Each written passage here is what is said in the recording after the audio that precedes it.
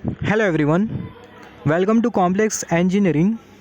तो अभी हम लोग बात करने वाले लॉजिकल इंस्ट्रक्शन के बारे में। ऑलरेडी हमने डिस्कस किया है इंस्ट्रक्शंस के बारे में, डेटा ट्रांसफ़र इंस्ट्रक्शन के बारे में, कंपेयर इंस्ट्रक्शन के बारे में, सब्ट्रैक्शन इंस्ट्रक्शन के बारे में, एडिशन इंस्ट्रक्शन के बारे में हमने डिस्कस किया था। तो अभी हम लोग डिस्कस करने वाले लॉजिकल इंस्ट्रक्शन के बारे में। तो लॉजिकल इंस्ट्रक्शन में माइक्रो प्रोसेसर क्या करेगा, जो लॉजिकल ऑपरेशन है उसको, लॉजिकल जो इंस्ट्रक्शंस है उसको एग्जीक्यूट करेगा। मतलब क्या करने वाला है माइक्रो प्रोसेसर, जो एक्यूमुलेटर ए का कंटेंट, रजिस्टर आर का कंटेंट के बीच में एंड ऑपरेशन परफॉर्म करेगा, और ऑपरेशन परफॉर्म करेगा, नॉर ऑपरेशन, एक्सऑर ऑपरेशन, जितने भी जो लॉजिकल ऑपरेशंस है जो कि हमने डिजिटल इलेक्ट्रॉनिक्स में पढ़े थे वो सब परफॉर्म करेगा माइक्रो प्रोसेसर। सिमिलरली दो रजिस्टर्स के कंटेंट के बीच में लॉजिकल ऑपरेशन परफॉर्म होगा, जैसे कि एंड ऑपरेशन हो गया, और ऑपरेशन हो गया। या फिर 8 बिट का डेटा और क्या बोलते हैं अपना रजिस्टर आर के कंटेंट के बीच में micro processor logical operation perform करेगा। या फिर एक्यूमुलेटर का कंटेंट और 8 बिट के डेटा के बीच में micro processor logical operation perform करेगा।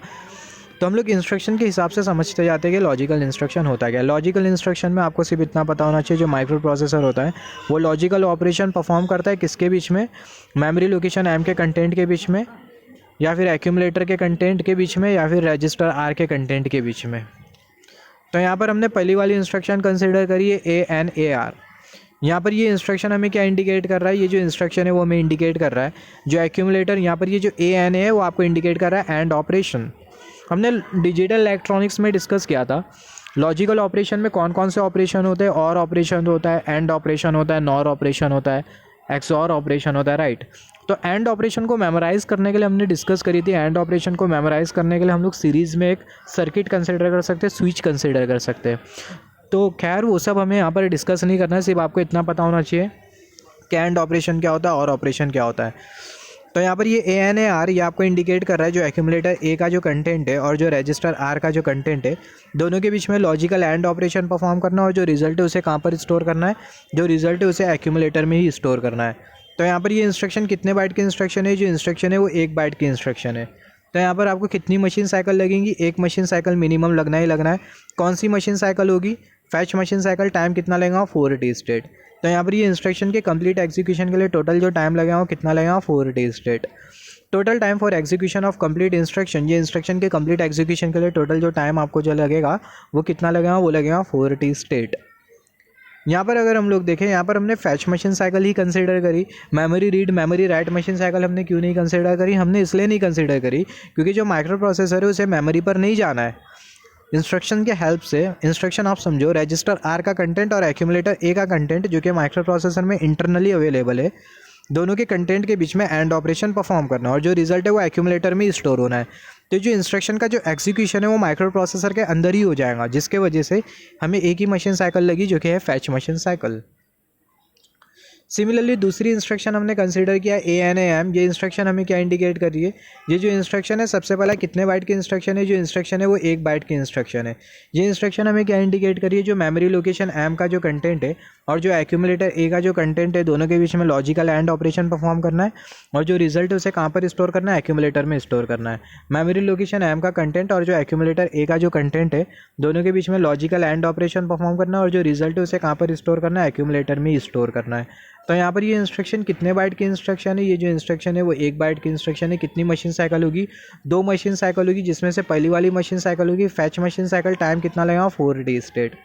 दूसरी वाली जो मशीन साइकिल होगी वो मेमोरी रीड मशीन साइकिल होगी। मेमोरी रीड मशीन साइकिल इसलिए होगी क्योंकि मेमोरी लोकेशन M का कंटेंट और एक्यूमुलेटर A का कंटेंट, दोनों के बीच में लॉजिकल एंड ऑपरेशन परफॉर्म करना है।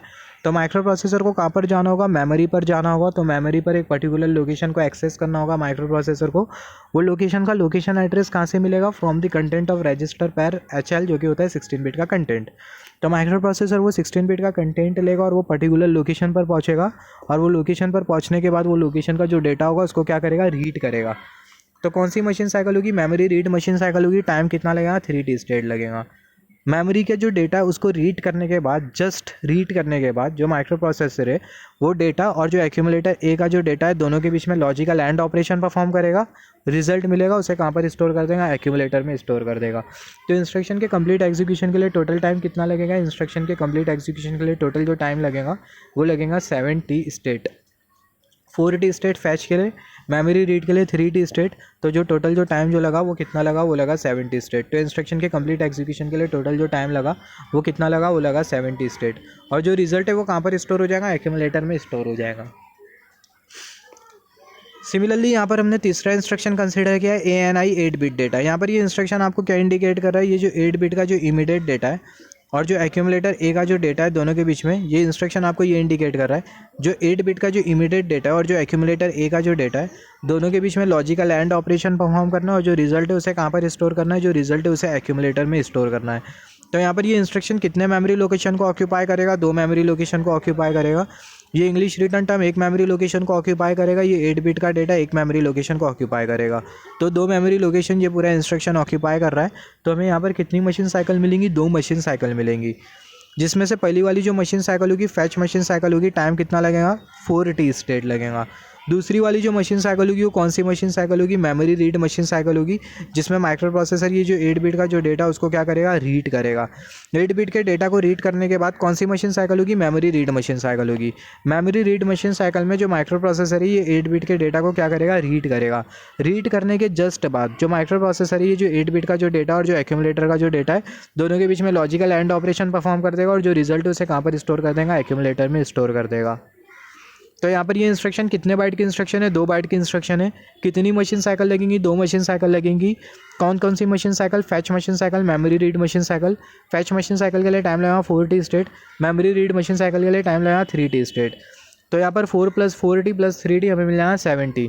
तो यहाँ पर ये इंस्ट्रक्शन के कंप्लीट एग्जीक्यूशन के लिए टाइम कितना लगेगा माइक्रो प्रोसेसर को, 7T स्टेट। तो इंस्ट्रक्शन के कंप्लीट एग्जीक्यूशन के लिए टाइम जो लगा प्रोसेसर को वो लगा 7T स्टेट। सिमिलरली चौथी वाली इंस्ट्रक्शन के बारे में बात कर लेते हैं, ORA-R। तो यहाँ पर ये जो इंस्ट्रक्शन है ये आपको कितने बाइट की दिखाई दे रही है। सबसे पहला इंस्ट्रक्शन हमें बोल क्या रही है, जब भी हम लोग कोई इंस्ट्रक्शन को देखेंगे सबसे पहला वो इंस्ट्रक्शन बोल क्या रही है वो हमें समझ में आना चाहिए। वो इंस्ट्रक्शन का सिग्निफिकेंस क्या है, वो इंस्ट्रक्शन हमें क्या इंडिकेट कर रही है, वो इंस्ट्रक्शन को एक्सेस करते साथ ही माइक्रो प्रोसेसर क्या करेगा ये हमें पता चलना चाहिए। फिर उसके बाद हम लोग देखेंगे कि इंस्ट्रक्शन वर्ड साइज़ कितनी होगी, कितनी मशीन साइकिल लगेंगे और एग्जीक्यूशन के लिए कितना टाइम लगेगा। तो ORA-R यहाँ पर ये इंस्ट्रक्शन हमें क्या इंडिकेट कर रही है, जो इंस्ट्रक्शन है वो हमें इंडिकेट कर रही है जो रजिस्टर R का कंटेंट और जो एक्यूमुलेटर A का जो कंटेंट है दोनों के बीच में और ऑपरेशन परफॉर्म करना है और जो रिजल्ट है उसे कहाँ पर स्टोर करना है, एक्यूमुलेटर में स्टोर करना है। तो इंस्ट्रक्शन कितने बाइट की इंस्ट्रक्शन हमें दिखाई दे रही है, 1 बाइट की इंस्ट्रक्शन दिखाई दे रही है, 1 बाइट की इंस्ट्रक्शन दिखाई दे रही है। तो कितनी मशीन साइकिल होगी, मिनिमम 1 मशीन साइकिल होगी। कौन सी मशीन साइकिल होगी, फैच मशीन साइकिल होगी। और ये इंस्ट्रक्शन के टोटल एग्जीक्यूशन के लिए टाइम कितना लगेगा, 4T स्टेट लगेगा। यहाँ पर 4T स्टेट क्यों लगा और एक ही मशीन साइकिल क्यों लगी, क्योंकि अगर हम लोग देखें रजिस्टर R जो एक्यूमुलेटर रजिस्टर R और ये जो एक्यूमुलेटर A है ये दोनों जो है वो माइक्रो प्रोसेसर में इंटरनली अवेलेबल है। माइक्रो प्रोसेसर को मेमोरी पर जाने की ज़रूरत नहीं है यहाँ पर। तो जो ऑपरेशंस जो हो रहे हैं वो इंटरनल ऑपरेशंस हो रहे हैं। तो इंटरनल ऑपरेशंस के लिए एक ही मशीन साइकिल लगती है जो कि होती है फैच मशीन साइकिल। और फैच मशीन साइकिल में ही वो जो इंस्ट्रक्शन होता है पूरी तरीके से कम्प्लीटली एग्जीक्यूट हो जाता है। तो इंस्ट्रक्शन के कंप्लीट एग्जीक्यूशन के लिए टोटल जो टाइम लगेगा कितना लगेगा, 4T स्टेट। सिमिलरली 5वीं वाली इंस्ट्रक्शन कंसिडर कर लेते हैं, ORA-M। ये इंस्ट्रक्शन हमें क्या इंडिकेट करी है, जो इंस्ट्रक्शन है वो हमें इंडिकेट कर रही है जो एक्यूमुलेटर A का जो कंटेंट और जो मेमोरी लोकेशन M का जो कंटेंट है दोनों के बीच में कौन सा ऑपरेशन परफॉर्म करना है, और ऑपरेशन परफॉर्म करना है और जो रिजल्ट है उसे कहाँ पर स्टोर करना है, रिजल्ट को एक्यूमुलेटर में ही स्टोर करना है। तो यहाँ पर ये इंस्ट्रक्शन कितने बाइट की इंस्ट्रक्शन दिखाई दे रही है, जैसे कि हमने डिस्कस किया इंस्ट्रक्शन क्या इंडिकेट कर रही है, एक्यूमुलेटर A का कंटेंट, मेमोरी लोकेशन M का कंटेंट, दोनों के बीच में और ऑपरेशन परफॉर्म करना और रिजल्ट कहाँ पर स्टोर करना है, एक्यूमुलेटर में ही स्टोर करना है। तो यहाँ पर ये इंस्ट्रक्शन कितने बाइट की इंस्ट्रक्शन दिखाई दे रही है, 1 बाइट की इंस्ट्रक्शन दिखाई दे रही है। यहाँ पर मगर आपको 2 मशीन साइकिल मिलेंगी, जिसमें से पहली वाली जो मशीन साइकिल होगी फैच मशीन साइकिल होगी, टाइम कितना लगेगा, 4T स्टेट लगेगा। दूसरी वाली जो मशीन साइकिल होगी वो होगी memory read machine cycle. Memory read machine cycle क्यों होगी, क्योंकि अगर हम लोग देखिए इंस्ट्रक्शन ये बोल रहे हैं एक्यूमुलेटर A का कंटेंट और मेमोरी लोकेशन M का कंटेंट दोनों के बीच में और ऑपरेशन परफॉर्म करना है। तो माइक्रो प्रोसेसर को क्या करना होगा, जो माइक्रो प्रोसेसर है उसे मेमोरी लोकेशन पर जाना होगा और वो मेमोरी लोकेशन पर एक पर्टिकुलर लोकेशन पर डेटा होगा, वो डेटा को माइक्रो प्रोसेसर को क्या करना होगा, रीड करना होगा। और रीड करेगा माइक्रो प्रोसेसर वो लोकेशन के डेटा को, जिसके वजह से memory read machine cycle time कितना लग रहा है, 3T स्टेट। माइक्रो प्रोसेसर ये जो रीड मशीन साइकिल है, मेमोरी रीड मशीन साइकिल के जस्ट बाद जो माइक्रो प्रोसेसर है मेमोरी लोकेशन M का कंटेंट और एक्यूमुलेटर A का कंटेंट दोनों के बीच में और ऑपरेशन परफॉर्म करेगा और जो रिजल्ट है उसे एक्यूमुलेटर में स्टोर कर देगा। तो इंस्ट्रक्शन के कंप्लीट एग्जीक्यूशन के लिए टोटल जो टाइम जो लगेगा वो कितना लगेगा, वो लगेगा 70 स्टेट। तो यहाँ पर मैं फिर से आपको बता देता हूँ ORAM ये इंस्ट्रक्शन में माइक्रो प्रोसेसर को एक्यूमुलेटर ए का कंटेंट मेमोरी लोकेशन M का कंटेंट के बीच में और ऑपरेशन परफॉर्म करना है, रिजल्ट एक्यूमुलेटर में स्टोर करना है। तो माइक्रो प्रोसेसर को सबसे पहली वाली जो इंस्ट्रक्शन है, कितने बाइट की इंस्ट्रक्शन है, 1 बाइट की इंस्ट्रक्शन है, 2 मशीन साइकिल मिलेंगी। पहली जो मशीन साइकिल होगी फैच मशीन साइकिल होगी, टाइम कितना लगेगा, 4t स्टेट लगेगा। सिमिलरली माइक्रो प्रोसेसर को कहाँ पर जाना होगा, माइक्रो प्रोसेसर को मेमोरी पर जाना होगा। वो मेमोरी पर एक पर्टिकुलर लोकेशन होगा और लोकेशन के डेटा को क्या करना होगा, माइक्रो प्रोसेसर को रीड करना होगा। तभी तो जाके micro processor memory location M का जो डेटा और जो एक्यूमुलेटर A का जो डेटा है दोनों के बीच में और ऑपरेशन परफॉर्म कर पाएगा। तो माइक्रो प्रोसेसर को पर्टिकुलर लोकेशन का लोकेशन एड्रेस कहाँ से मिलेगा, from the content of register पैर HL, जो कि होता है 16 बिट का content.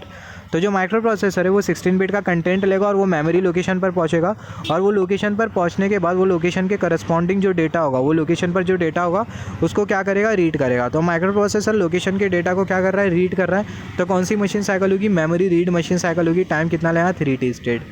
Memory read machine cycle के बाद माइक्रो प्रोसेसर जैसे वो पर्टिकुलर लोकेशन के डेटा को रीड कर लेता है। रीड करने के जस्ट बाद माइक्रो प्रोसेसर वो लोकेशन के डेटा को क्या करेगा, एक्यूमुलेटर के डेटा के साथ और ऑपरेशन परफॉर्म करेगा और जो रिजल्ट है उसे कहाँ पर स्टोर कर देगा, एक्यूमुलेटर में स्टोर कर देगा। तो यहाँ पर कितनी मशीन साइकिल है, fetch machine cycle time 4t state, memory read machine cycle time 3 state. तो इंस्ट्रक्शन के कंप्लीट एग्जीक्यूशन के लिए टोटल जो टाइम लगेगा कितना लगेगा, 70 स्टेट। सिमिलरली हमने छठी वाली इंस्ट्रक्शन कंसिडर करी ORI 8 बिट डेटा। यहाँ पर ये इंस्ट्रक्शन हमें क्या इंडिकेट करी है, जो इंस्ट्रक्शन है वो इंडिकेट करी है I आ गया, इसका मतलब 8 bit data, immediate data. I आ गया, इसका मतलब इमीडिएट डेटा की बात हो रही है। ये जो 8 बिट का जो इमीडिएट डेटा और जो एक्यूमुलेटर का जो डेटा है दोनों के बीच में कौन सा ऑपरेशन परफॉर्म करना है, और ऑपरेशन परफॉर्म करना है। तो जो 8 बिट का जो इमीडिएट डेटा और जो एक्यूमुलेटर A का जो डेटा है दोनों के बीच में कौन सा ऑपरेशन परफॉर्म करना है, और ऑपरेशन परफॉर्म करना है। और जो रिजल्ट है उसे कहाँ पर स्टोर करना है, जो रिजल्ट है उसे एक्यूमुलेटर में स्टोर करना है, राइट। तो यहाँ पर अगर हम लोग देखें इसको, अगर हम लोग जब भी आपको इमीडिएट डेटा वाली इंस्ट्रक्शन आ जाए और आपको इमीडिएट डेटा वाली इंस्ट्रक्शन नहीं समझ रही हो, तो जो इमीडिएट डेटा वाली जो इंस्ट्रक्शन है आप उसको मेमोरी लोकेशन में स्टोर कर दो। ये जो ORI ये जो इंग्लिश रिटर्न टर्म है वो एक मेमोरी लोकेशन ऑक्यूपाई करेगा, तो उसको हमने यहाँ पर स्टोर कर दिया। यहाँ पर ये 8 बिट का डेटा ये एक मेमोरी लोकेशन ऑक्यूपाई करेगा, तो उसको हमने यहाँ पर स्टोर कर दिया। तो यहाँ पर अगर हम लोग देखें माइक्रो प्रोसेसर को कितनी मेमोरी लोकेशन एक्सेस करनी होगी, 2 मेमोरी लोकेशन एक्सेस करनी होगी, राइट। तो यहाँ पर ये इंस्ट्रक्शन कितने बाइट की इंस्ट्रक्शन है, 2 बाइट की इंस्ट्रक्शन है, 2 मशीन साइकिल होगी, जिसमें से पहली वाली जो मशीन साइकिल होगी, कोई भी इंस्ट्रक्शन में पहली वाली जो मशीन साइकिल होती है वो फैच मशीन साइकिल होती है, जिसमें ऑपकोड फैच होता है, जैसे कि हमने डिस्कस किया इससे पहले बहुत बार। तो फैच मशीन साइकिल होगी, टाइम कितना लगेगा, 4t स्टेट लगेगा। या हम लोग ऐसा भी समझ सकते हैं माइक्रो प्रोसेसर सबसे पहला ये वाले मेमोरी लोकेशन को क्या करेगा, एक्सेस करेगा। तो जब माइक्रो प्रोसेसर ये वाले मेमोरी लोकेशन को एक्सेस करेगा तो यहाँ पर ऑपकोड फैच होगा, तो कौन सी मशीन साइकिल होगी, फैच मशीन साइकिल होगी। टाइम कितना लगेगा, 4t state. Fetch machine cycle में क्या होता है, फैच मशीन साइकिल में माइक्रो प्रोसेसर को इंस्ट्रक्शन के करस्पॉन्डिंग जो टास्क होता है वो पता चल जाता है। इंस्ट्रक्शन के करस्पॉन्डिंग ये जो इंस्ट्रक्शन है इसके करस्पॉन्डिंग जो टास्क है वो ये है। तो फैच मशीन साइकिल में माइक्रो प्रोसेसर को इंस्ट्रक्शन के करस्पॉन्डिंग जो टास्क होता है वो पता चल जाता है। तो यहाँ पर अभी अगर हम लोग देखें, यहाँ पर कौन सी मशीन साइकिल होगी, फैच मशीन साइकिल होगी, जिसमें ऑपकोड फैच होगा। माइक्रो प्रोसेसर को ये पता चलेगा कि माइक्रो प्रोसेसर को करना क्या है। फिर उसके बाद जो माइक्रो प्रोसेसर है ये वाली मेमोरी लोकेशन को एक्सेस करेगा, जिसमें जो माइक्रो प्रोसेसर है ये 8 बिट के डेटा को क्या करेगा, रीड करेगा। तो माइक्रो प्रोसेसर ये 8 बिट के डेटा को रीड कर रहा है, तो कौन सी मशीन साइकिल होगी, मेमोरी रीड मशीन साइकिल। ये 8 बिट के डेटा को जैसे ही माइक्रो प्रोसेसर रीड करेगा तो उसके बाद माइक्रो प्रोसेसर ये जो 8 बिट का जो इमीडिएट डेटा और जो एक्यूमुलेटर A का जो डेटा है दोनों के बीच में और ऑपरेशन परफॉर्म कर देगा। मेमोरी रीड मशीन साइकिल के जस्ट बाद 8 बिट का डेटा और एक्यूमुलेटर A के डेटा के बीच में माइक्रो प्रोसेसर और ऑपरेशन परफॉर्म कर देगा और जो रिजल्ट है उसे कहाँ पर स्टोर कर देगा, एक्यूमुलेटर में स्टोर कर देगा। तो यहाँ पर ये इंस्ट्रक्शन के कंप्लीट एग्जीक्यूशन के लिए टोटल टाइम कितना लग रहा है, ये इंस्ट्रक्शन के कंप्लीट एग्जीक्यूशन के लिए टोटल जो टाइम लग रहा है वो लग रहा है 70 state. Total time 70 state for execution of complete instruction. तो इंस्ट्रक्शन के कंप्लीट एग्जीक्यूशन के लिए टोटल जो टाइम जो लग रहा है वो लग रहा है 70 स्टेट।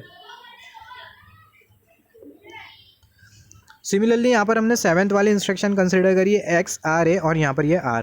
यहाँ पर ये इंस्ट्रक्शन क्या इंडिकेट कर रही है, जो रजिस्टर R का जो कंटेंट है और जो एक्यूमुलेटर A का जो कंटेंट है दोनों के बीच में कौन सा ऑपरेशन परफॉर्म करना है, दोनों के बीच में X और ऑपरेशन परफॉर्म करना है और जो रिजल्ट है उसे कहाँ पर स्टोर करना है, एक्यूमुलेटर में स्टोर करना है। तो यहाँ पर ये इंस्ट्रक्शन कितने बाइट की इंस्ट्रक्शन है, 1 बाइट की इंस्ट्रक्शन है, कितनी मशीन साइकिल होगी, 1 मशीन साइकिल होगी, कौन सी machine cycle, fetch machine cycle 4T state. तो इंस्ट्रक्शन के कंप्लीट एग्जीक्यूशन के लिए टोटल जो टाइम लगेगा वो कितना लगेगा, वो लगेगा 4T स्टेट। यहाँ पर आपको समझ में आ रहा होगा कि जो इंस्ट्रक्शन है वो सिमिलर है, जो इंस्ट्रक्शन है वो सिमिलर है, मगर जो ऑपरेशन है वो चेंज हो जा रहा है। कहीं पे और ऑपरेशन आ रहा है, कहीं पे एंड ऑपरेशन आ रहा है, कहीं पे एक्सऑर ऑपरेशन आ रहा है, बाकी जो प्रोसेस है वो सेम है।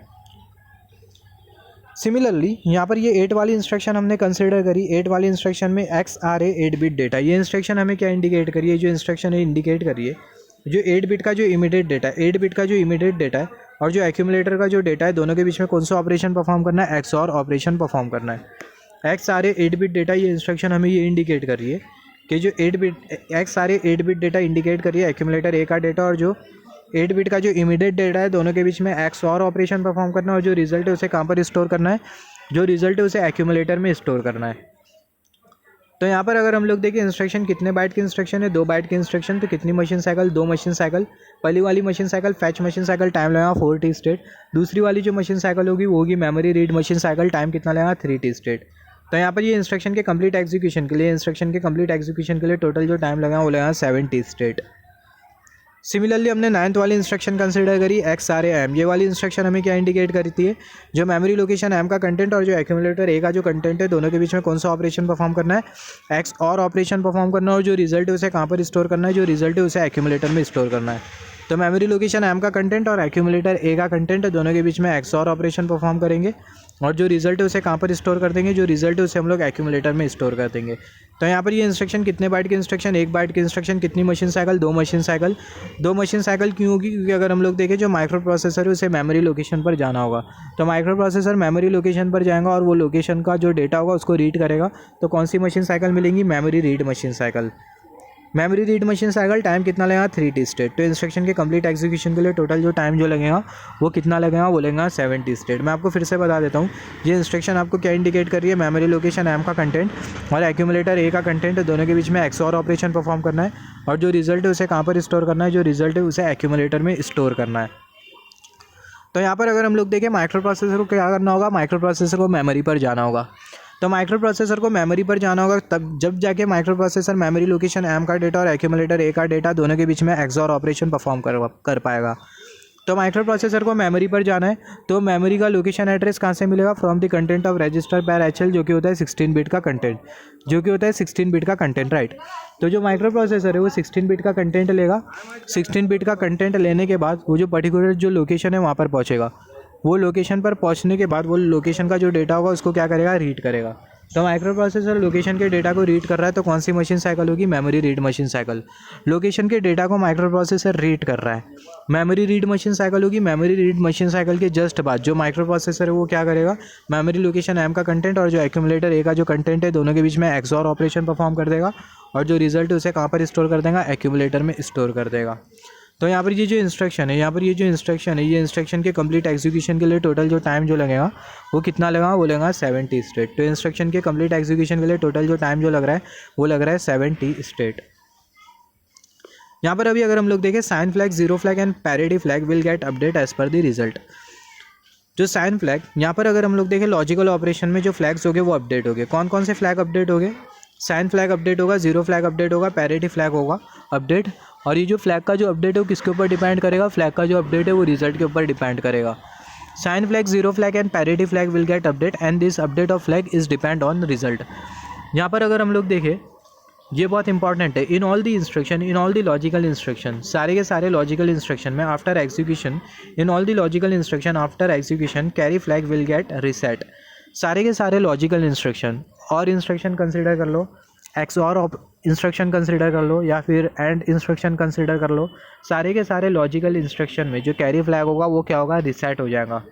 कैरी फ्लैग जो है वो रीसेट हो जाएगा by default irrespective of result of logical operation. Logical operation का रिजल्ट कुछ भी होने दो, किसी भी लॉजिकल ऑपरेशन में, चाहे एंड होने दो, और होने दो, XOR होने दो, किसी भी लॉजिकल इंस्ट्रक्शन के एग्जीक्यूशन के बाद जो कैरी फ्लैग होगा वो रिसेट हो जाएगा, चाहे रिजल्ट हमें कुछ भी मिले। मगर ये बहुत इंपॉर्टेंट है, in case of and operation के केस में जो ऑक्सिलरी कैरी वो क्या हो जाएगा, वो सेट हो जाएगा irrespective of result. Auxiliary carry set हो जाएगा भले से रिजल्ट कुछ भी होने दो एंड इंस्ट्रक्शन के एग्जीक्यूशन के बाद। वाइल इन केस ऑफ और ऑपरेशन एंड एक्सॉर ऑपरेशन, और ऑपरेशन और एक्सॉर ऑपरेशन के केस में जो ऑक्सिलरी कैरी होगा वो क्या हो जाएगा, वो रिसेट हो जाएगा इररिस्पेक्टिव ऑफ द रिजल्ट।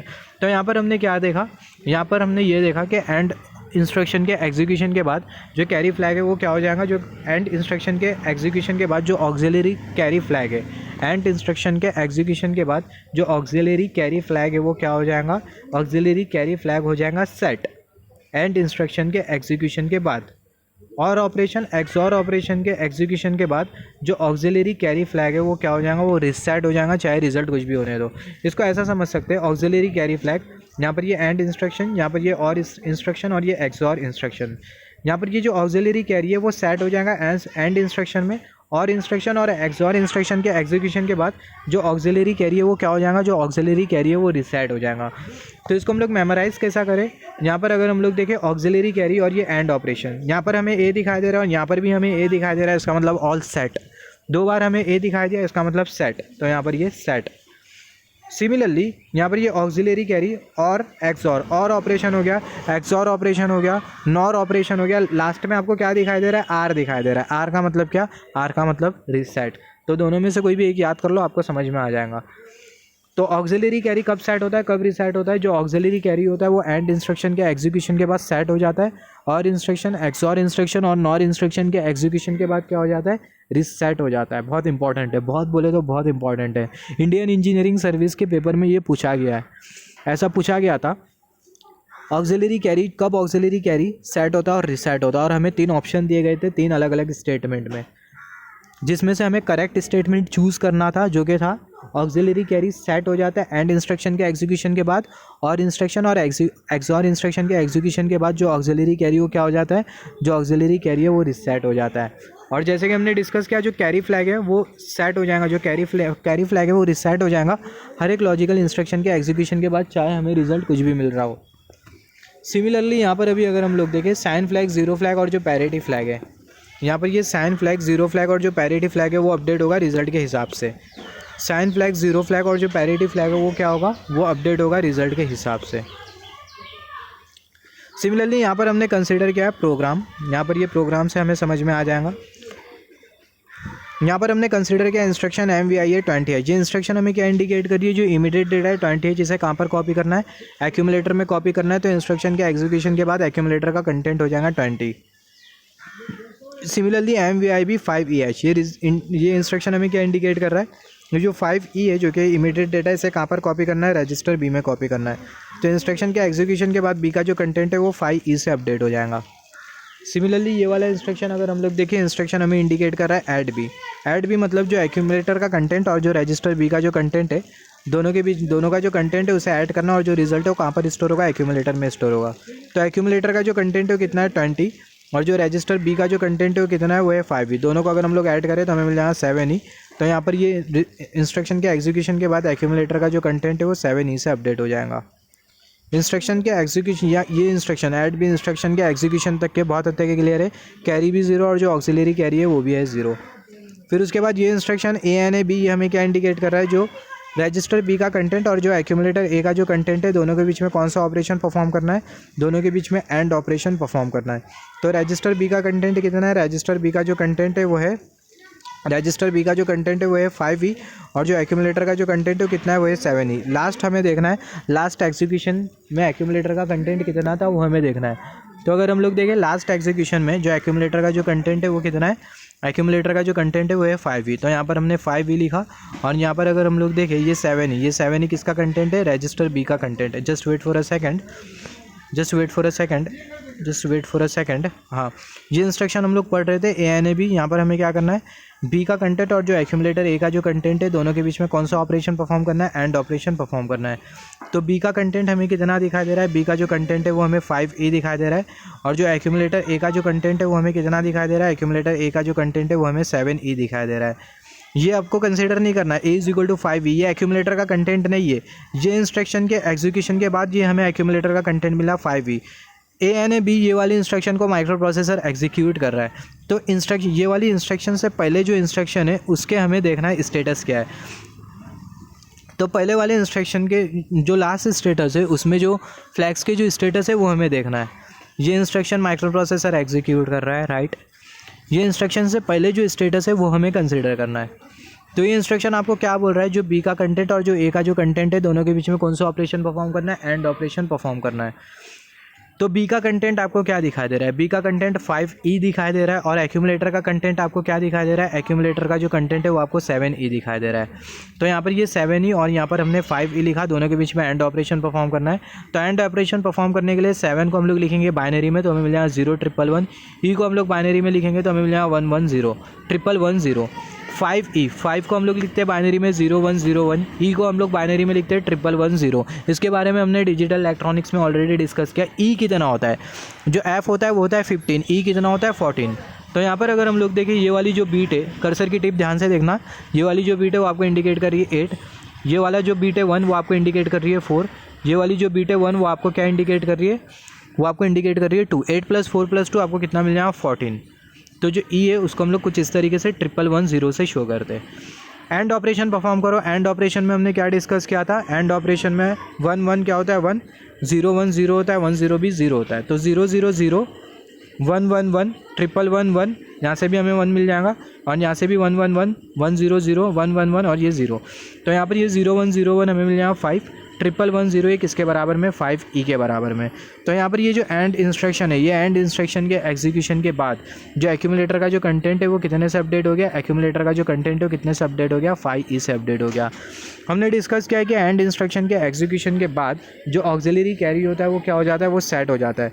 तो इंस्ट्रक्शन के एग्जीक्यूशन के बाद ऑक्सिलरी कैरी उसका जो स्टेटस है वो 1 रहेगा, और जो कैरी फ्लैग का जो स्टेटस है वो क्या रहेगा, वो रहेगा 0। तो यहाँ पर हमने डिस्कस किया लॉजिकल इंस्ट्रक्शंस के बारे में। आगे हम लोग डिस्कस करेंगे रोटेट इंस्ट्रक्शन के बारे में और हायर ऑर्डर इंस्ट्रक्शन के बारे में।